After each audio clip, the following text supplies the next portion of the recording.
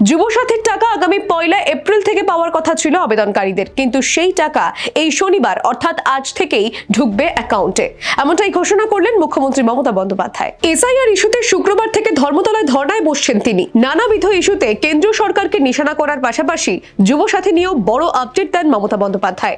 বলেন, 21 থেকে 40 বছর বয়সের প্রায় 1 কোটি যুবক যুবতী আবেদন করেছেন এই প্রকল্পের জন্য। 1 এপ্রিল থেকে টাকা অ্যাকাউন্টে দেওয়ার কথা থাকলেও তা মিলবে শনিবার থেকেই।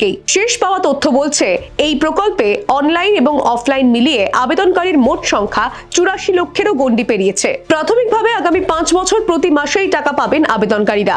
তারপর যদি কেউ বেকার থাকেন, সেক্ষেত্রে রিভিউ করে সিদ্ধান্ত নেওয়া হবে। এদিকে আন্তর্জাতিক নারী দিবসে বিশেষ কর্মসূচিরও ঘোষণা করেছেন মমতা বন্দ্যোপাধ্যায়।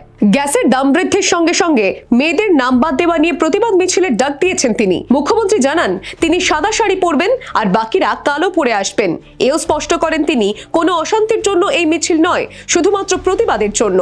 রবিবার আন্তর্জাতিক নারী দিবস, তার উপহার হিসেবেই 1 এপ্রিলের দিন পরিবর্তন করে এই শনিবার থেকেই অ্যাকাউন্টে ঢুকবে যুবসাথীর টাকা, এমনটাই ঘোষণা করলেন মুখ্যমন্ত্রী Mamata Bandyopadhyay. Bureau report, the world news.